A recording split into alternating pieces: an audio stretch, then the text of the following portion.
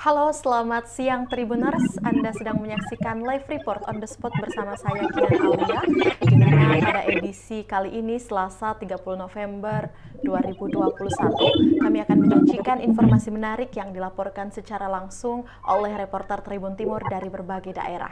Inilah on the spot selengkapnya.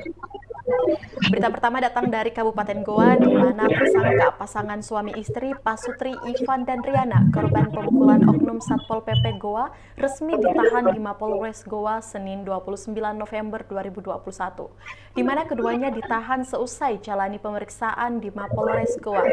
Mereka diperiksa di ruang unit 3 Tipiter, Polres Goa.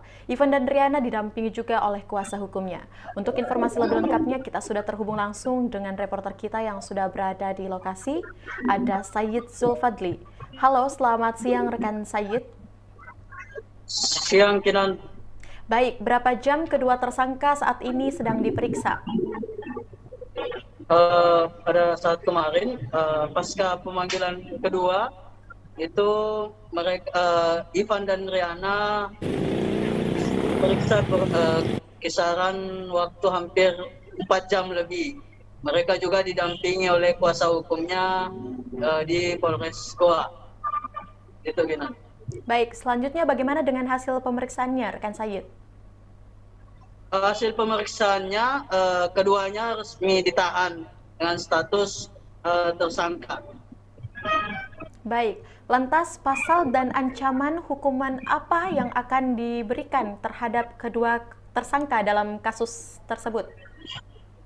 Keduanya dijerat Undang-Undang ITE karena diduga menyebar informasi bohong terkait kehamilannya beberapa waktu lalu itu di media sosial. Atas perbuatan kedua tersangka ini dijerat pasal 14 ayat 1 Undang-Undang Nomor 1946 tentang hukum pidana dan atau pasal 45A ayat 2 Undang-Undang ITE, ancaman hukuman 10 tahun penjara.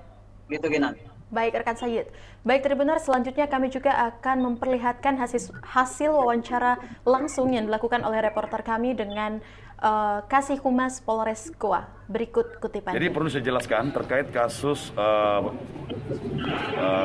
tindak pidana Undang-Undang ITE, pihak kepolisian sudah melakukan pemeriksaan terhadap kedua tersangka Pasutri, pemilik kafe, yang sebelumnya kedua tersangka ini tidak memenuhi panggilan karena sakit, jadi dijadwalkan. Kemudian hari ini telah dilakukan pemeriksaan kurang lebih sekitar sudah hampir masuk 4 jam lebih.